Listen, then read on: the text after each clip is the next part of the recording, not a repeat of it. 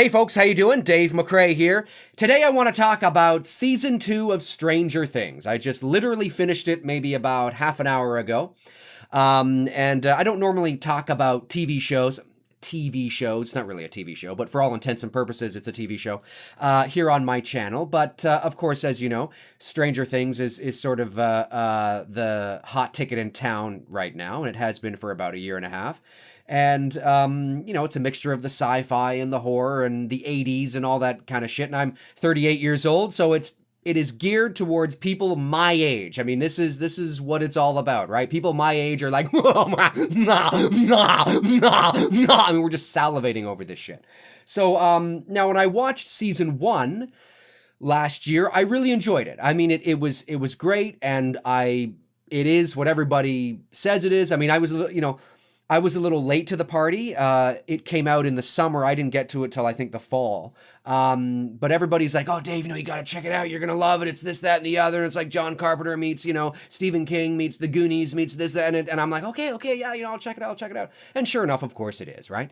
And I really enjoyed it. But I didn't think they actually needed to do a second season. I think it ended sort of perfectly. I mean, I know it ended at, on a bit of a cliffhanger in terms of Hopper placing the Eggos in the little case, in the woods and things like that. But overall, I didn't think it needed to continue. I think it was a great story, really, in and of itself. It had a beginning, a middle, and an end. Great timing, great pacing, great mood, great atmosphere. They succeeded in setting out to do what they wanted to do. They succeeded. And if you continue to go on, you run the risk of sort of tainting that. And I was a little worried. But of course, there were rumors, of course, is it going to be an anthology, right? Each season, are we going to follow a different set of characters with a different story? That I would have been open to. Now, of course, you become emotionally attached to these characters, right? And the characters were so well developed and so well executed and so well written. And, all the kids did a fantastic job in the portrayal of all their characters. And, even Hopper was great, and Joyce was great, and I mean, everybody was great. Everybody was firing on all cylinders. So naturally, you become emotionally attached to the characters, and you want to see them again. I completely understand that. But personally, I didn't think there needed to be a season 2. I mean, yes, part of me wants to revisit these characters again, but if you had left it alone, you would have had a stellar 8-episode special thing here, right? That we can revisit over and over and over again. Now, the fact that they wanted to continue on with the same characters, I completely understand. And also, too, they had to make that decision fairly quickly because the vast majority of your protagonists are kids that are like, 12, 13, 11, no pun intended. So they needed to move into production fast before the kids got too old. So I completely understand that. But anyway, so when I knew that they were going to do a season 2, I was like, well, that's not surprising. But then I was like, oh, can you really top season 1? I mean, season 1 is so good and it's tight and it's there to, you know what I'm saying? It's just, it's there. You don't need it. Well, I'm here to say, and I'm happy to say, that they did a good job. I enjoyed season 2. Now, I'm not here and I'm not going to say, oh my God, it was amazing. It was unbelievable. It was the perfect thing ever. Holy fucking shit. No, I'm not going to say that because I do think there are moments in season 2 that are a bit repetitive. I think, not overall, but there are just certain episodes where I'm kind of like, yeah, we saw this in season 1 and they're sort of using the same creatures and the same sort of look and the same kind of, I was kind of like, okay. I mean, it's bigger and there's more at stake. But there was some of the episodes that I felt that it was a little repetitive. Not all of them, just some of the moments, some of the scenes.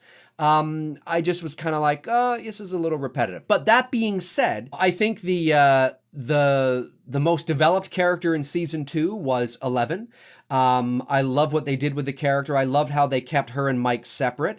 So there's that anticipation. Are we going to see it? Are we not going to see it? That's great from a writing standpoint, and a pacing and anticipation standpoint as well. But I really enjoyed what they did with her character. So we got to know more about her backstory, more about where she came from, the solidification of her mother, knowing that she has a sister for all intents and purposes, and that her sister had a different kind of power, same kind of power, but a bit different. And I really liked it, actually. I'm wondering if we're going to see more of her in season 3. Because I would be down for that. I think she's a character that I wouldn't mind revisiting again and exploring her a bit more and what happened to her after they took off in the van. So I really liked the development and what they did with 11. I feel I know her more. I feel that I know more about her. And she's much more, from a character standpoint, she's, much more rich and much more full, and much more complete. Still incomplete, obviously, because of where she comes from and who she is, but I feel more attached to her now than I did before, having known all this. So I thought they did a great job with that. I love the relationship that they built between 11 and Hopper. I thought that was great, right? To have this sort of overprotective, sort of fatherly figure come in, which is something that obviously 11 has never had. She's never had a normal parent per se. So I thought that was really nice, and I thought the performances were solid. That little, not little, I mean, she's not like she's 5, but she's 13. Millie Bobby Brown. Just a fantastic actress, and if she stays on course and she doesn't get caught up in all the Hollywood bullshit that goes on when you're such a young star at that age. If she continues the path, and if she has good, solid, responsible parents and good, solid, responsible management and agents and publicists and just, a great, solid team around her, pointing her in the right direction, then yes, she could have a very successful career ahead of her as an adult as well.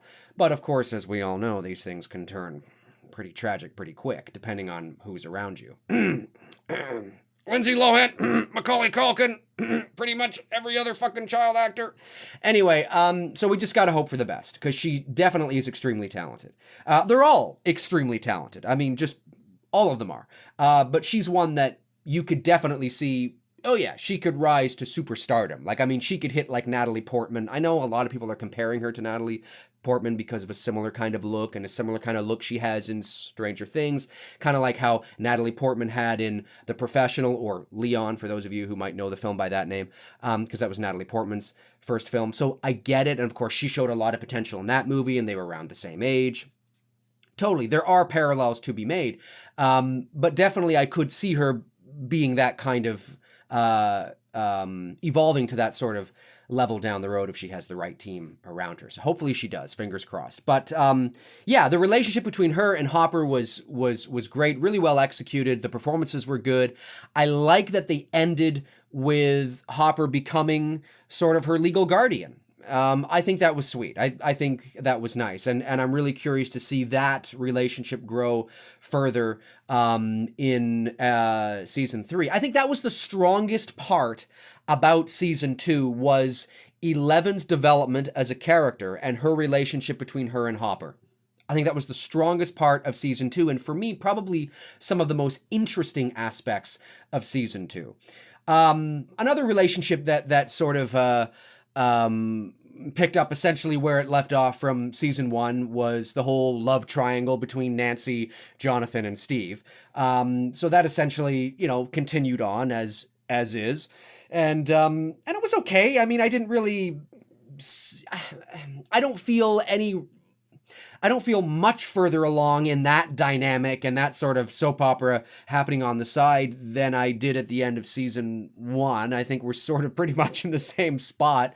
I mean, we progressed a little bit further, in the sense that, of course, when Nancy and Jonathan were at the reporter's house, they did allude to the fact that they probably had sex, although they left it open because we really don't know if they actually did. I mean, I know there's that joke in the morning from the reporter. He says something to the effect of, did you pull out, or did you forget to pull out, or did you use the pull out, or I think he said something like that, alluding to the pull-out couch, right, which turns into a bed. But of course, if you think about it, that could be taken to, two different ways. And it's certainly the characters there took it that way and like, what? Oh, yeah, kind of thing, alluding to the fact that they probably had sex, and maybe they did. But it was written in a way, and of course it was shot in a way where they kiss, they go into the room, they shut the door, and that's it. It cut. So yes, we assume that they did have sex, but you could pick up in season 3 with Nancy saying, no, we didn't, because I had a change of heart. Yes, we kissed, but all I could think of was you, and I wanted to be with you, Steve, and blah blah blah blah. And you write it, and then boom, they're back together. I mean, so not that making out with Jonathan would make that scenario any easier to be around, knowing that she had done that. But if they want to have her and Jonathan not have had sex, they could still write it that way. So remember that. Even though for now, yeah, they probably did, but be prepared for season 3 for them to retcon that, because we didn't see it. We don't know what's happening, Not that we're expecting to see actual, I just mean, we didn't see the love scene, right? So in regards to that, I don't feel, okay, that's pretty much where we were at the end of season 1, kind of. I still kind of feel that way. In terms of the other kids, I definitely like the addition of Mad Max. I thought that was pretty cool. I think she's a great new character. I love the cute little dynamic and relationship building between her and the character of Lucas. I think that's really sweet, really cute. Lucas's little sister's totally cute, totally awesome. But I like that. I feel I feel I got to know Lucas more in season 2 than I did in season 1. And of course, that's what you want, right? And I think the addition of having Max there, Max, was a great sort of, a great sort of catalyst to have to use so we could get to know Lucas a bit more. And even though Dustin is the one that wants her, really, and Lucas too, he kind of does, but I think Dustin more so. It was nice to see them sort of pick somebody and go with it. And of course, by the end of the final episode, Max kisses Lucas at the dance. So that's sweet to, it'll be interesting to see where they take that in season 3. But again, I mean, so many things are left open. I mean, that it could go nowhere. I mean, let's not forget these are kids. I mean, maybe that was a one-time thing, and maybe nothing ends up happening, and Dustin ends up with her in the end. Anyway, who knows? But what I like about it was it's building character, it's building relationships, which is what you want. If you are going to do a sequel, if you are going to do the next stage, whether it's a film, whether it's a TV show, whatever the case is, and certainly Stranger Things is playing out very cinematically. Even the marketing, it's not season 2, it's Stranger Things 2, you know what I'm saying? And the 2, the big capital 2, winds up at the opening of every episode in season 2. So it really has a cinematic feel to the flavor, to the marketing. You don't feel that you're watching season 2, you feel you're watching part 2. So that's what you do when you execute a sequel. Okay, you develop the characters more. You want to know them more. You want to get to know more about them, more about their pasts, more about their motivations, who they are, what makes them tick. And of course, the larger your ensemble is, the more difficult that can be to do from time to time. But which is why there are certain characters in season 2 that we really feel that we've got to know more, like Hopper and Eleven and Lucas and Max as well.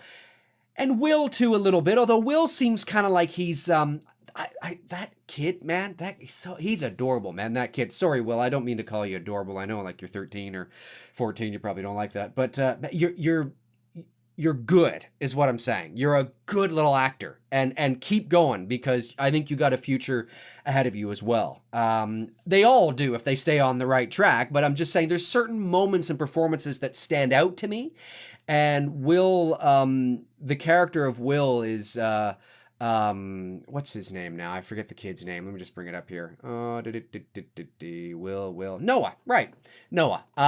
Noah, great job. I mean, whenever he's being emotional or crying or in the moment or working with adults, he does a fantastic job.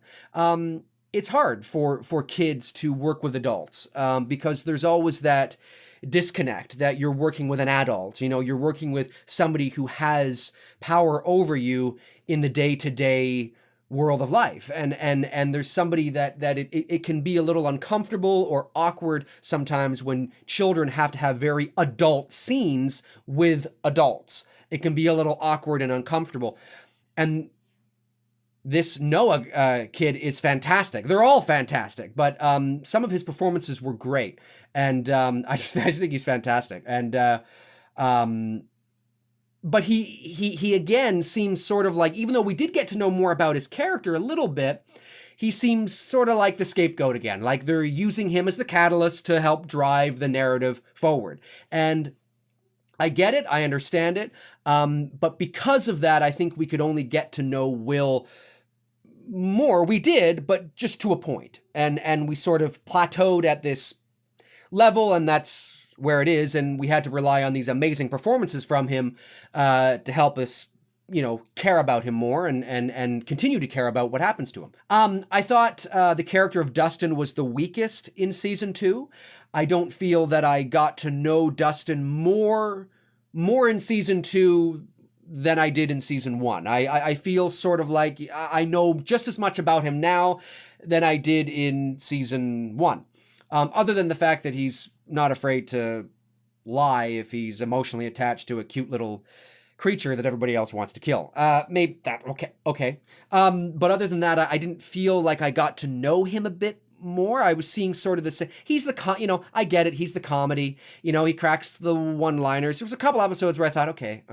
You don't need to, and that's not his fault. I mean, it's the writing. I mean, that's not the actor's fault, of course. He's just doing what he's told to do. But some of the writing, I was like, yeah, I get it. We don't need to. I mean, would you really be cracking this many jokes if this was actually happening right now? No, probably not.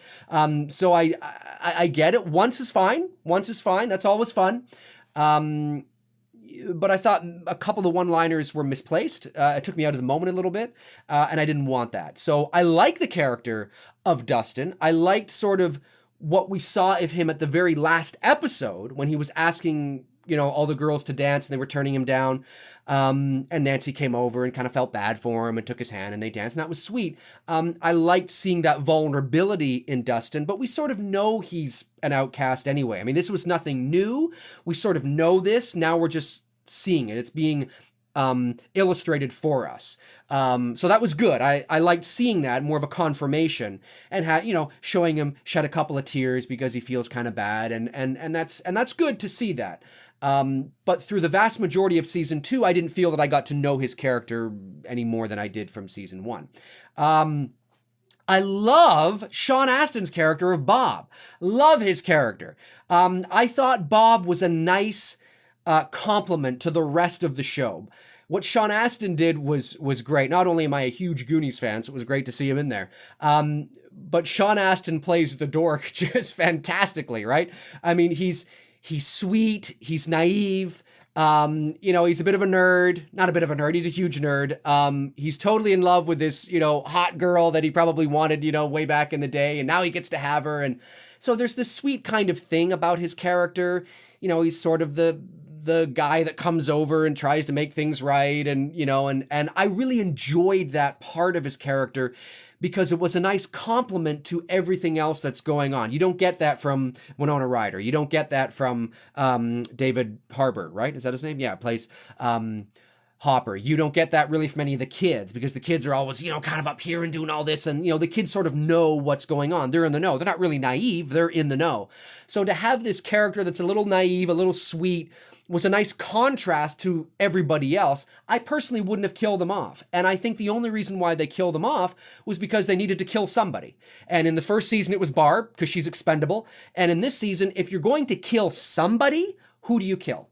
That would matter to the audience, okay? Well, it's going to be Bob. Do you know what I'm saying? Like, I mean, you could have killed Steve. You could have killed Jonathan, but it's like, no, we can't kill Steve. We can't. But other than Bob, who would you kill? Probably Steve. but you don't really want to kill Steve because even though he's having a hard time with Nancy, and he's a likable character, and I think some of the Stranger Things fans really kind of like Steve. They empathize with Steve, they feel for Steve, and he's not all that bad of a guy, really. Whereas Bob is the expendable one. Bob's the one that you can become emotionally attached to through a few of the episodes. We kill him and that's it. But it almost feels like they have a quota to kill one character off that you might like, and this is going to be Bob. And it's kind of like, okay, yeah, I guess if you have to kill somebody off to give a little bit of weight and a little bit of reality, you kill Bob because we're becoming emotionally attached to this sweet guy. But I don't know if I would have killed him off. Now, of course, they could bring him back, right? They could. But I don't think I would have killed him off. I would have kept him. I would have kept him around because I think he's a nice contrast to every other character that seems to be high-strung and up here. I think he's really nice. He's a nice balance. He brings a nice balance to everything that's going on. Now, of course, he's been exposed to the reality of what's been happening, so would he be that naive, sweet guy in season 3 if he had survived? Maybe not quite as naive as he was in season 2, but I still think his overall character of that sweet, kind of innocent kind of guy would still be there. And I think he would have been that nice complement to Joyce, to Jonathan, to Will, in that sort of family environment. But, of course, we all know he wants to move to Maine, right? Maine, that's probably a nod. No, it's not probably, it is a nod to Stephen King. But, so, what does he do? Does he change his mind? I mean, you have these two things happen inside of 1 year in Hawkins. Yeah, you're probably going to want to move away. So yeah, I mean, I get that maybe there's an expiry date for his character, but I just liked how he complemented everything else that was going on. And I thought for sure, there were a couple of moments I thought he was actually going to be a bad guy. I thought he was going to be like a spy. Like he was hired to, keep an eye on Will, or hired to infiltrate sort of the household and keep an eye on Will, or to keep Will there, or to keep Will, weird, or, whatever the case is. I thought he was going to turn out to be a doctor or a scientist actually working for the lab. I thought maybe that's how they were going to play it. And then if you kill his character, then you don't feel that bad because you're like, oh, well, he was a fucking douche anyway. Yeah, take that, Bob. But they didn't do that. I was kind of surprised. So anyway, yeah, so overall, I thought season 2 was good. I enjoyed it. But definitely, if they're going to do a season 3, which I think they will, they need to, I mean, look, okay, so these two things now, everything that happened in season 1 and everything that happened in season 2 have all happened inside of 1 year of each other, okay? Now, normal people would move out of town, okay? You would leave Hawkins. All right, you would leave. It doesn't mean you have to move to fucking Europe. It doesn't mean you have to come up here to me in Toronto, Canada, but you gotta move at least to the next state or something because you just wouldn't. I mean, it's like, what the hell is going on here, right? I'm glad that they shut, who knows if they really did, they'll probably bring it back. I'm glad they shut down the lab because I'm thinking, hey, you wouldn't keep this fucking thing open. Like these two things, you wouldn't keep. I'm glad they shut it down. I'm glad it's now been made public. So now, like the entire country or at least the whole state knows about this. So they shut it down. I'm glad they did that because I don't want to see them retread the lab again. Maybe, by season 5, if they go that far, maybe they revisit the lab. Who knows? But season 3 for me, I'm like, okay, season 1, okay, season 2, okay, let's take it up even further. Okay, and what I mean by that is I don't want to see the same creatures in season 3. Okay, the creatures are fine, but now we gotta, we have to take it a step further. I want the characters to be more developed. I want to get to know more about Mike and more about Will and more about some of the characters we didn't get to know that much further in season 2. I want to get to know more of. And the relationship between Eleven and Mike as well. Because, of course, that's the drama that we tune into and we want to see how that's all going to transpire. And I understand that. But whatever happens next, I don't want it to be a retread. And the way season 2 ended with turning everything upside down, it's, an exterior shot of Hawkins Middle School. And then, of course, you see the same creature hovering over the thing. And then it just cuts and it ends. I'm like, why? So what? Like, are Are we doing this again in season 3? I don't want to see that in season 3. I want to see something different. I want to see that. That doesn't mean you can't use the same ideas, but you have to progress the narrative forward, even in terms of the Upside Down. And maybe, maybe some things like maybe the entire Hawkins town turns upside down and you don't know what, is reality and what isn't. So now you're actually living in the Upside Down. And that's one angle that you could take. Or maybe things are back to normal. Maybe it's 2 years later. So it's not 1985, maybe it's 1986. Okay, so we have a year of breathing room. So the people are like, okay, we're definitely out of the woods now. Because, if you're going through this again inside of a year, these people are going to be, I don't know how much more Winona Ryder can take, okay? And if you think about it, Hopper would retire. He'd be like, fuck this. This is not worth it. He cannot possibly be getting enough money as the chief of police in the little town of Hawkins, Indiana, to continue to go through this shit, okay? I don't care how patriotic you Americans are. Holy fucking shit. You're going to go insane if you're doing this every year. It becomes like a tradition, right? So, so maybe it's 2 years later, there's some breathing room, and maybe somebody moves into town, and maybe now you focus on this individual that's a little weird or unusual, who has powers that match, 11's powers, but maybe, they come from a different place. Maybe it's still the Upside Down, but it's a different part of the Upside Down. Maybe it's a parallel universe, outside of Earth or some, I'm just throwing shit out there. Don't quote me on all this. But the point I'm making is that I don't want to see it, kind of like things are weird again, what's going on, and all of a sudden these creatures start to come back again, and they got to go back to the lab, and there's that gate. I don't want to see that again. You've done it twice now, for all intents and purposes, right? The lab played an integral role in both seasons, and so did, going to the lab and, the Upside Down, all that kind of stuff. That's great. But now you've got to take it to the next level, not just in terms of the characters, but where we're going to go with this. You've got to continue to go forward and further with this. Anyways, folks, but overall, I enjoyed season 2. My favorite parts were the relationship between Hopper and 11 and the development of 11's character. I think that was the strongest part of season 2. My next favorite would be, of course, the relationship between Lucas and Max, and that dynamic between Max, Dustin, and Lucas. I thought that was a nice touch.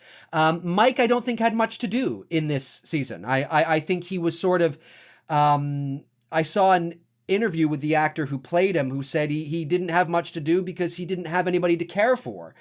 11 was gone, and so he sort of started to glom on to Will because he feels like he needs to help his best friend, right? And that I buy, yeah. So there was Will and kind of Mike sort of doing their thing, but because Will's development plateaued because he's essentially the scapegoat again, he's being used as the catalyst to everything that's going on. Mike didn't have much to do in this season per se, really. So really, we were just hoping that every episode that happened next, we were basically what I'm trying to say is that because Mike didn't have a lot to do and there wasn't a lot going on with his character, we were just all fucking waiting for the reunion with him and 11. That's what we were waiting for. Admit it, right? You were just waiting for Mike and 11 to get back, and then when it happened, at the end of episode 8, beginning of episode 9, we were all like, oh, okay, this is what we've been waiting for, because there wasn't enough going on with Mike's character for us to care about anything else. So I want to see Mike more. I want to see more of his character, and sort of where they go. I'm fascinated to see where that goes. But anyway, folks, my name's Dave McCrae. Comment below and let me know your thoughts on season 2 of Stranger Things. Do you agree with what I had to say about it? What did you think about it? Have you binge watched it yet? I'm uploading this on the 28th of October, so it's only been up, on Netflix for about a day, maybe 2 days, because I think it went online at midnight Thursday night. So, but comment below and let me know your thoughts. What do you want to see from season 3 of Stranger Things? Where do you want it to go? What are you hoping they do in terms of the overall narrative? If you want to follow me on Facebook, make sure you do so at facebook.com/manythingsdavemccrae. McCrae is MCRAE, facebook.com/manythingsdavemccrae. A quick reminder for those of you who are big Halloween fans, and that's why you watch my channel, This Tuesday night, October 31st, tune in, 9 p.m. Eastern Standard Time on this YouTube channel. I will be watching John Carpenter's Halloween live on this YouTube channel. Of course, you won't be able to see or hear it, but you'll be able to see me watching it, and I want you to bust out your copy and watch along with me. But 9 p.m. Eastern Standard Time, I'm beginning no later. Comment below and let me know your thoughts. My name's Dave McCrae, and I'll talk to you guys soon. Cheers!